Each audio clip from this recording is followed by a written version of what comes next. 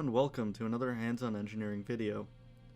In this video, we'll be giving a crash course on pointers and arrays.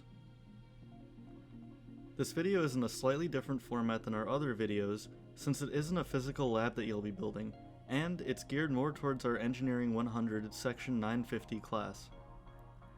Even if you aren't in this class, hopefully you'll still find our explanations useful.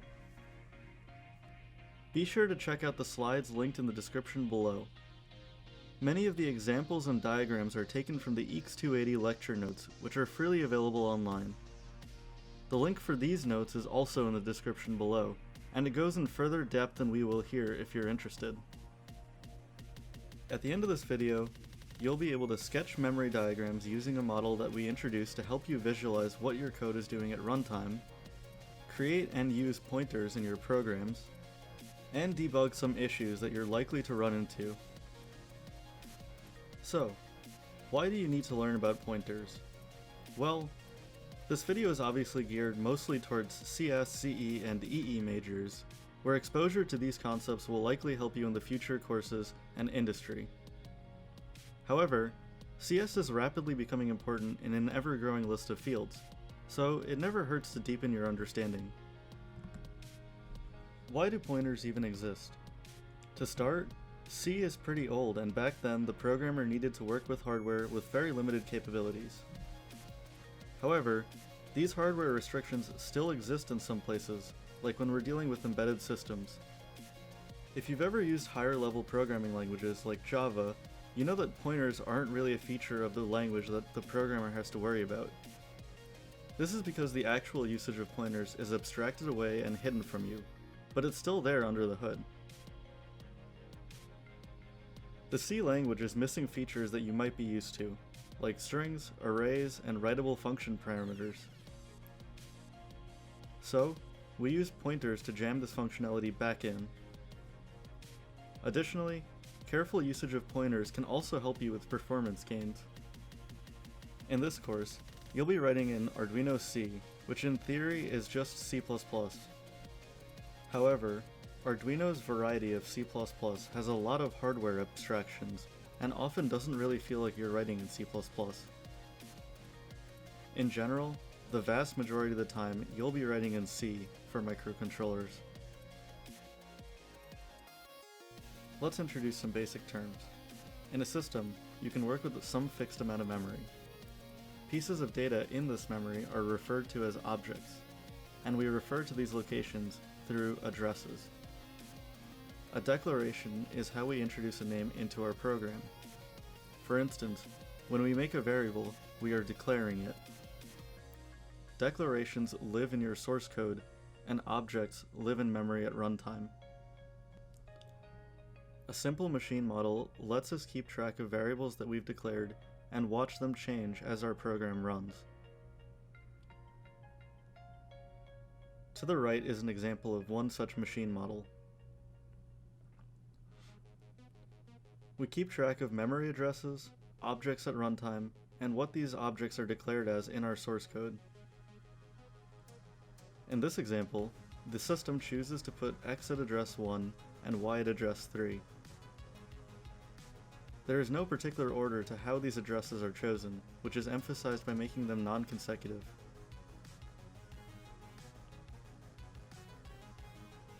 When we run the program, the first line changes the value of X to be an integer, 3. The second line changes the value of Y to be a double, 4.0. Then we reassign X to equal Y. This copies the value that Y has, converts the double 4 into an integer, and then updates the value in memory. The EECS department has developed a tool called Lobster. This tool allows students to step through source code and see how memory changes line by line. If you are a student at U of M, you can access this tool. The memory diagram the tool produces is shown to the right. It looks slightly more intimidating than our model, but it really is the same idea. The column on the left is the address as a hexadecimal number, the middle column is the value of that object, and the last column shows the variable's declared name. This program is similar to our last one, except instead of reassigning a variable, we make a new variable, z, and copy the value of x into it. Let's do a quick knowledge check. Pause the video and answer these questions on your own, and we'll go over them shortly.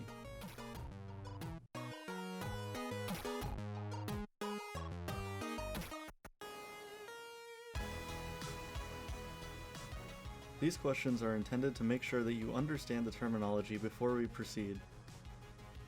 Objects don't live in your source code, they are actual data in memory at runtime, and we refer to them via addresses. Declarations do live in your source code, and it just means to introduce a name.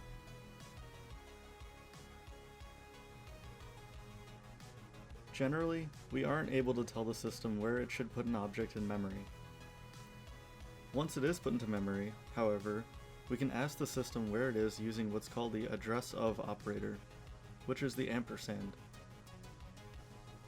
We place this symbol to the left of a declared variable to get where it is in memory.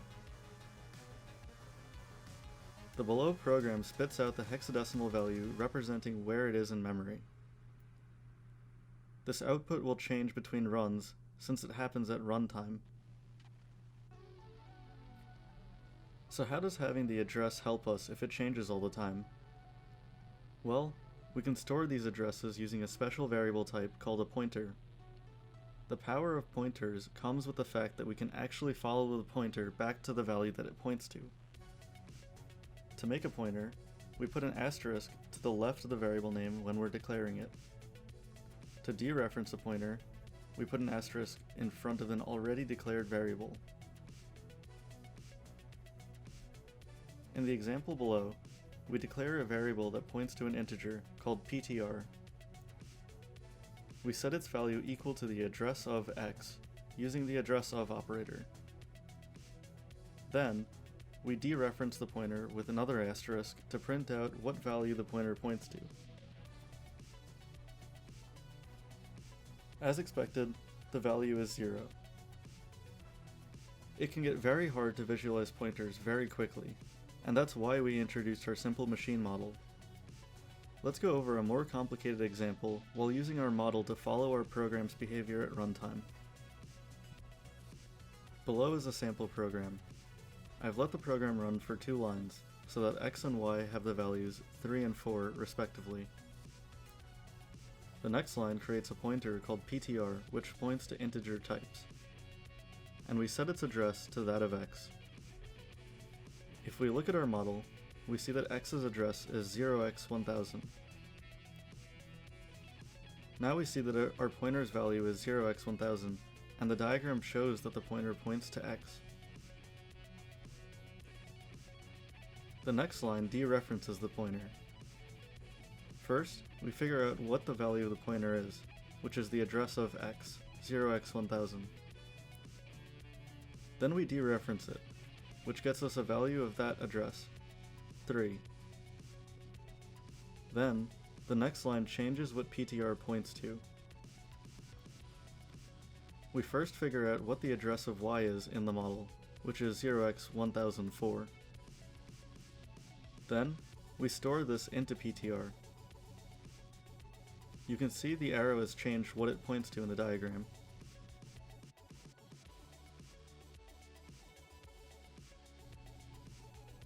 The next line then repeats the process of dereferencing and gets the value of y,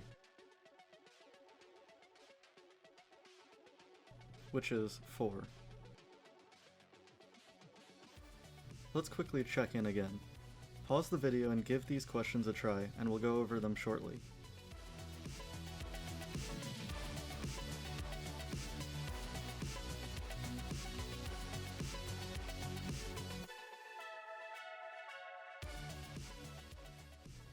So, to declare a pointer, we put an asterisk to the left of the name when declaring the variable. To get the address of an object already in memory, you place an ampersand to the left of the variable name. To dereference a pointer that you've already declared, place an asterisk to the left of the variable name.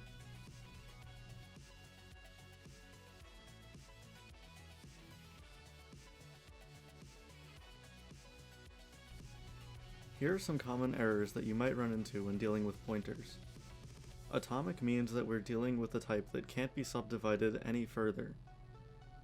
Default initialization of atomic objects, like pointers, results in the variable taking on an undefined value.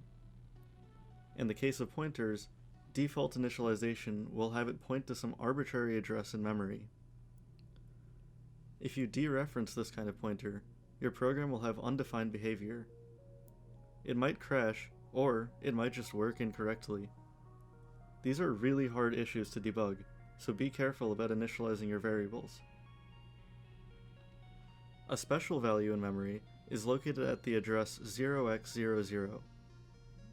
A null pointer is one that points to this address, and we can use the string literal null ptr in C++ or null in all caps in C to get a pointer to this address. Dereferencing a null pointer is also undefined behavior, but most implementations will just cause it to crash. Here is one last checkpoint.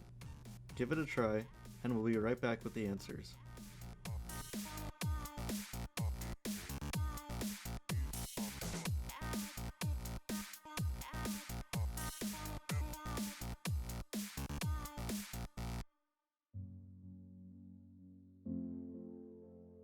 Dereferencing default initialized pointers and null pointers are both dangerous undefined behaviors. The null pointer is special in that it points to 0x00.